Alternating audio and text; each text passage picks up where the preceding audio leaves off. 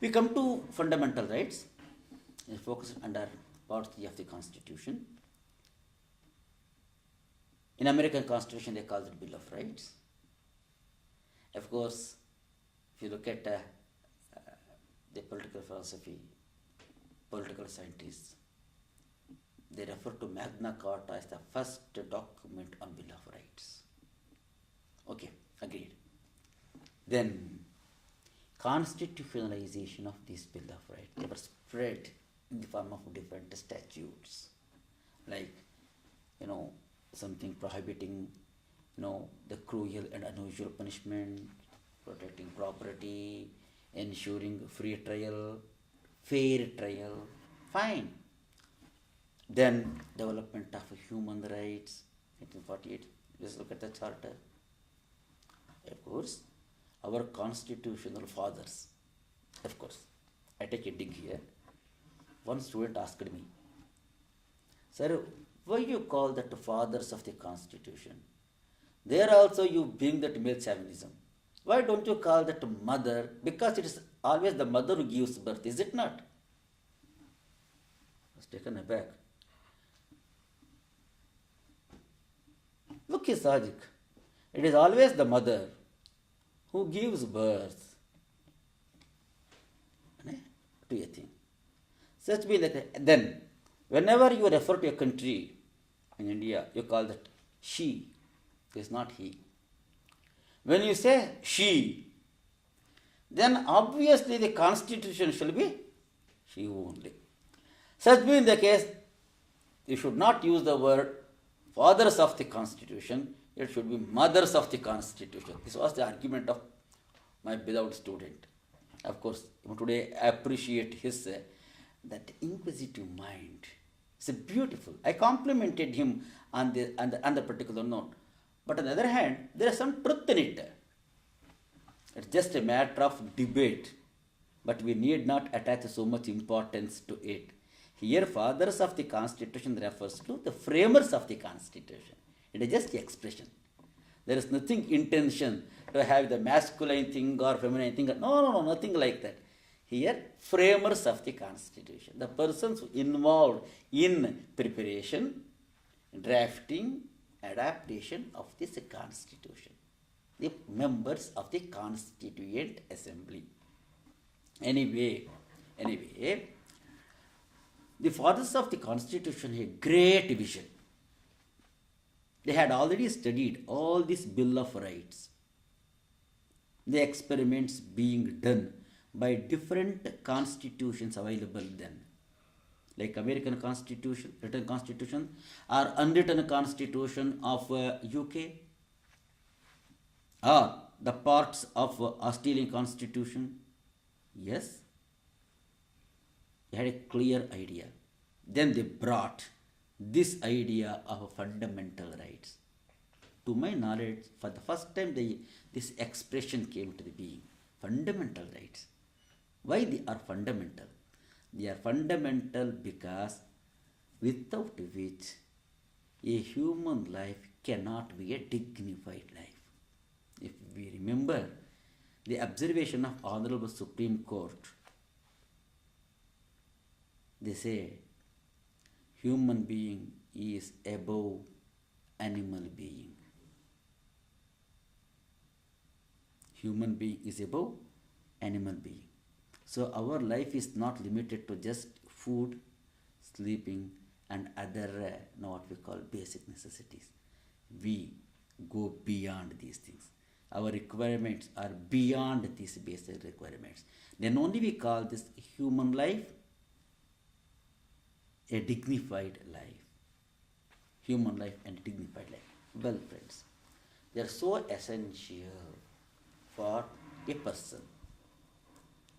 These fundamental rights can be classified into right to equality and a few specific liberties, then few rights on life and personal liberty, then rights against exploitation, then right to religion and minority rights to education and other things. Then very importantly, constitutional remedies. In between, we find right to property also. However, right to property, which was a part of Article 90, is being deleted, is removed.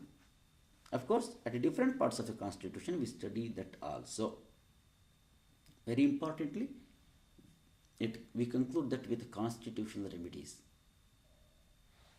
And as a prelude, we look at Articles 12 and 13. The basic question arises.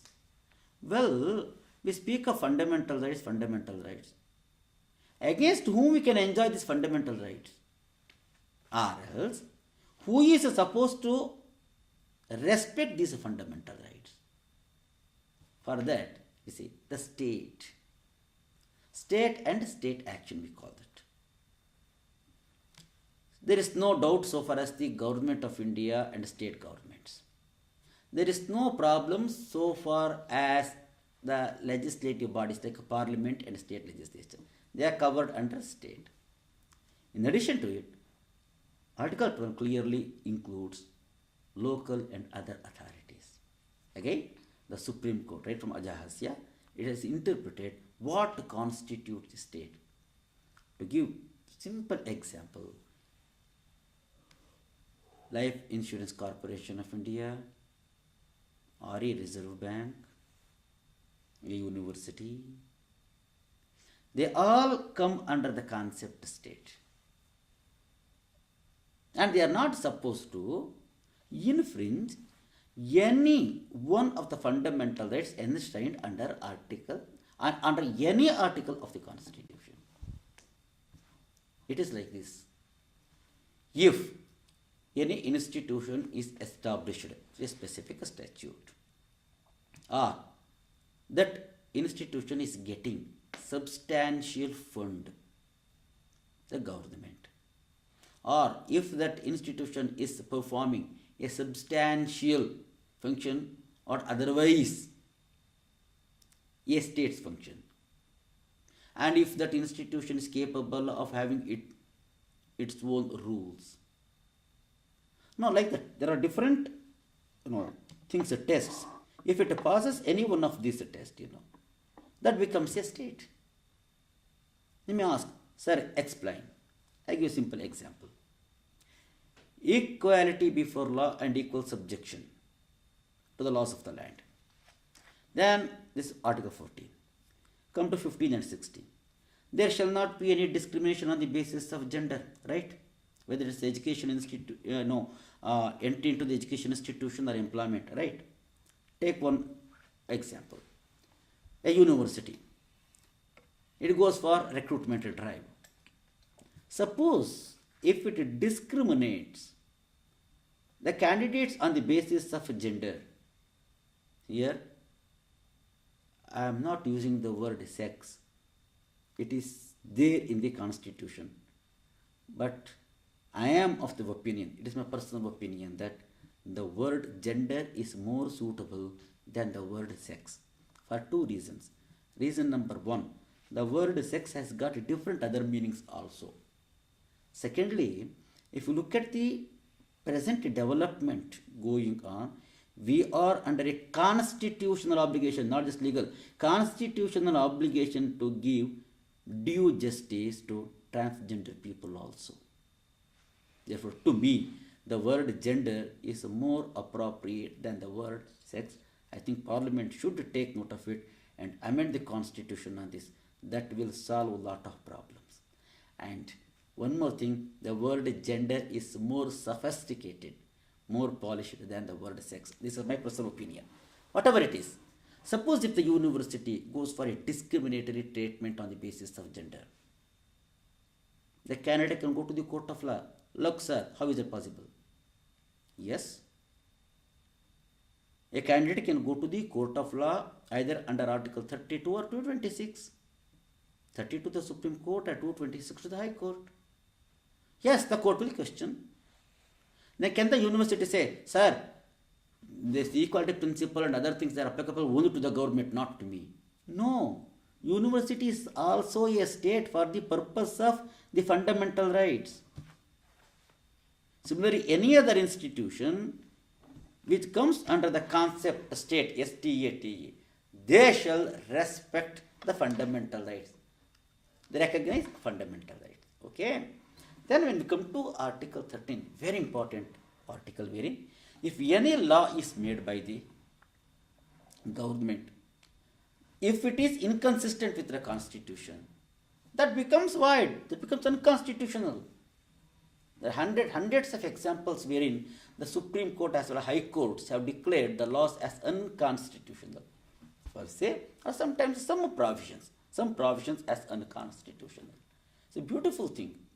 And when we say the word law, it includes the customary practices also. Suppose in the eyes of law, a custom is also a law. If not, it carries the strength, the vigor of law. Custom, a long practiced custom which has got the recognition of law. But if that custom is against the constitution, constitutional values, it cannot stand the test of constitutional validity and will be declared as unconstitutional. It becomes void.